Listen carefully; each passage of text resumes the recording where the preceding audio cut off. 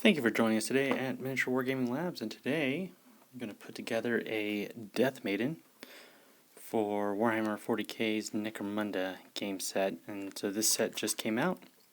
My friendly local game store didn't even ask me if I wanted to buy it. They went ahead and pre-ordered for me and had me waiting because they know me so well. And so today we're going to put together this Death Maiden.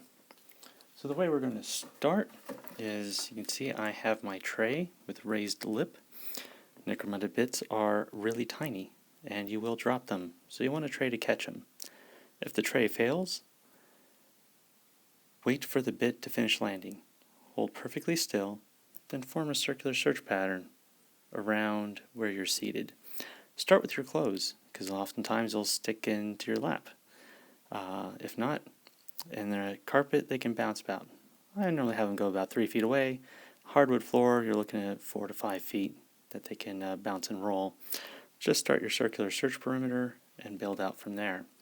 But now the first step, as we're going to build the Death Maiden 2, is I'm going to turn to my sprue, and I'm going to start cutting out all the bits, and I'm going to lay them out to where they correspond on the model.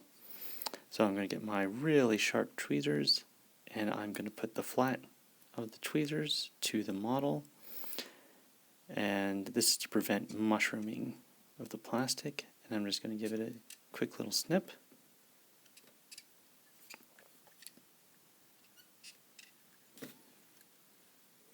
And then I'm going to lay it down on the corresponding piece. Now I'm going to go through the rest of the frame, and we're going to clip all the pieces I need out. Alright, so I've clipped all my little Death Maiden bits off, and I overlaid them with where they're going to go. My next step will be to clean these models off. And what I mean by that is Necromunda models are engineered to a very tight tolerance.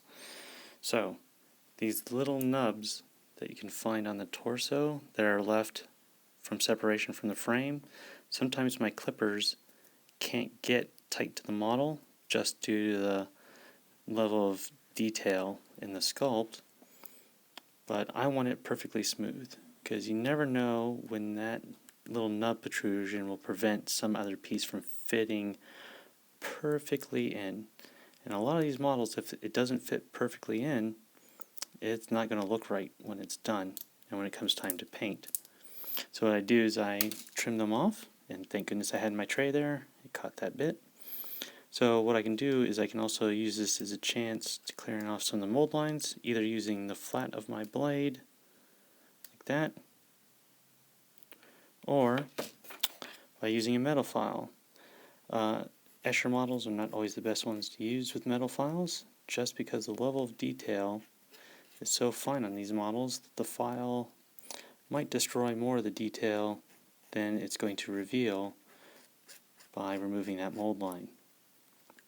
So I'm going to go around, I'm going to clean all these models up, and then we'll begin assembly. Alright, so we have all our Death Maiden bits cleaned off here, and we're ready to assemble. So I'm going to get out my plastic glue, and I'll use plastic glue because it actually makes the model stick together, but it takes a while for it to completely set. So when I inevitably make a mistake, I can go and correct it. So what I'm going to do is I'm going to start assembling the head here. No, headed backwards. Now, the thing you will notice is that I am going to jump around to different parts of the model, and I found where I put the head, and this one's actually slotted to fit into the headdress. So I'm going to put that on there. Use my tweezers, which are, I find, absolutely essential in doing Necromunda models, especially in doing the final seating. Alright. So the reason for jumping around and doing different parts of the model is because since plastic glue doesn't set right away, I like that as it gives me give if I need to realign something.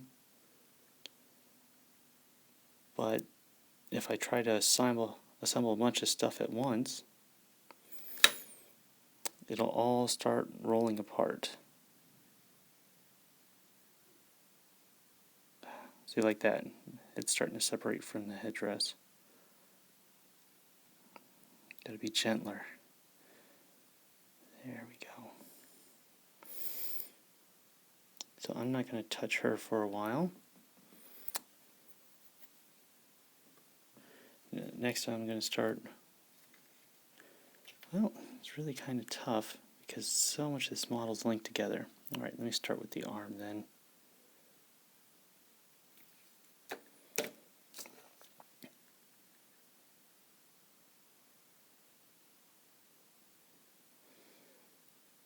This way I can at least make sure her face is looking down the barrel of her needle gun.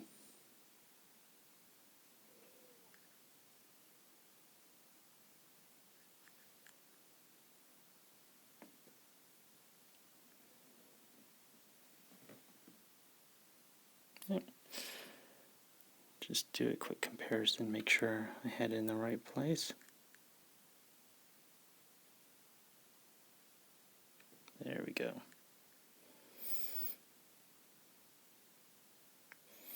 So I guess I'll start with the other arm. And this is where my giant fingers become a problem.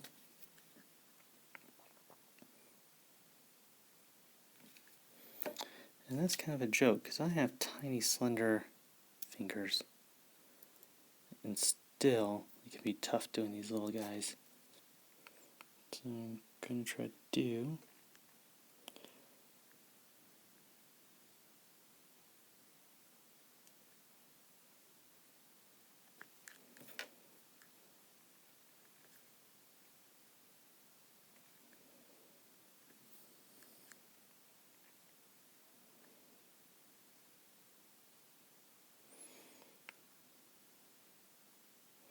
Okay, this is a little tiny shoulder bit, and it's a pain to work with. And so we're going to let that sit and dry for a moment before I put on the hand. So let's go ahead and start with the larger of the legs. For this one, I want to do a dry fit. Make sure I know where every piece is going. Okay.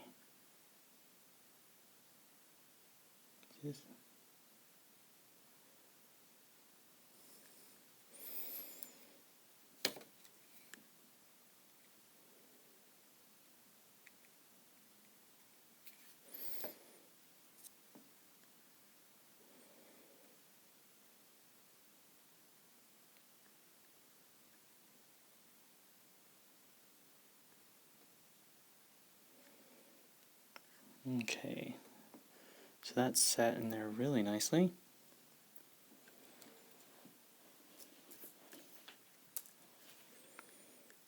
And we'll go ahead and put the left leg on, as it doesn't touch anything else that's drying.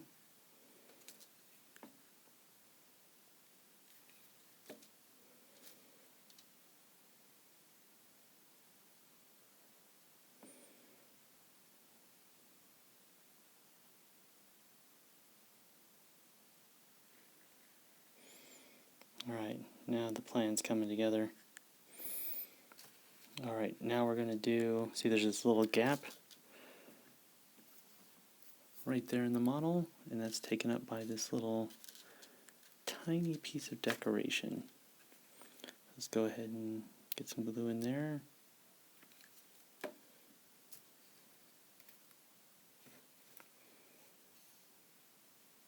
Figure out which way points which.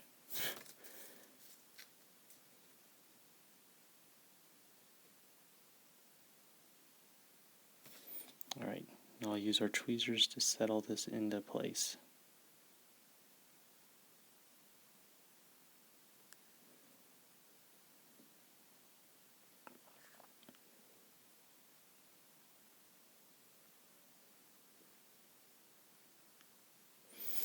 I got a tiny little gap right there, but it looks like the super glue is going to fill that in.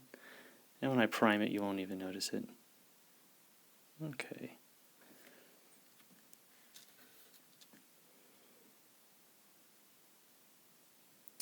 I'm not ready to tackle that arm yet. But I will tackle this little chem pouch. And that looks like that goes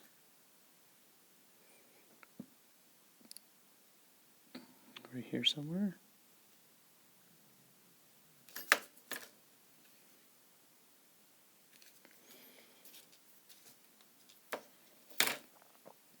Alright, so I'm going to use my fingers,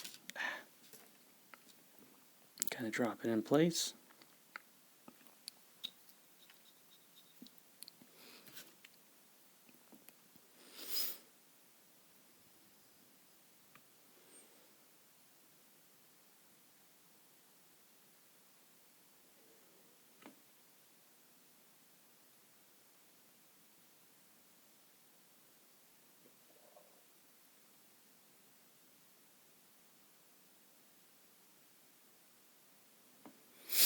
Alright.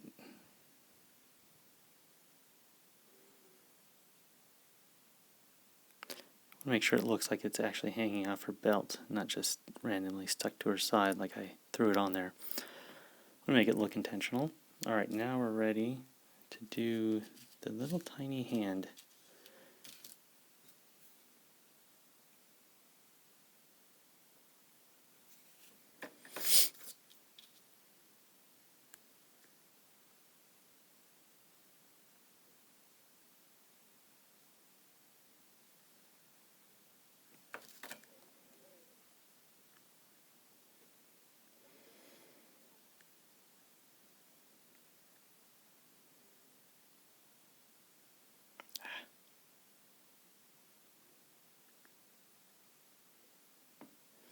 Alright, that's on there. And now for the little spindly, looks like Dark Eldar themed headdress. Alright, and that's just a little dot in the back of her head. So I'll use my big hands to put it into place. To make it extra fun to paint later. Come on, you.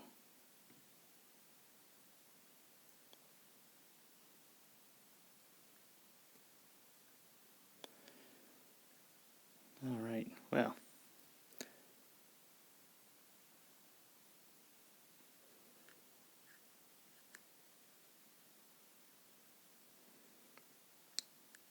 That's going to need a moment to dry completely. It looks like the arm's on well. Alright, so now what I'm going to do is sight it on the base. And for my carrying case, I wanted much of the model with arms sticking out and little headdress and everything to fit as much onto the base as possible. But this is not a perfectly flat surface. It's got several levels, so I want to find an area where I can get as much contact surface between these tactical high heels and the surface.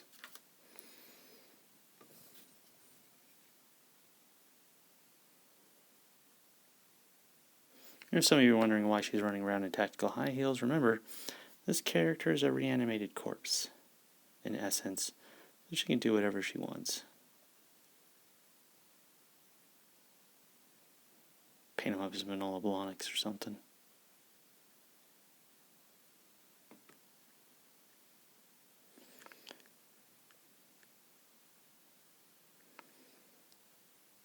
Okay, I think I found a spot.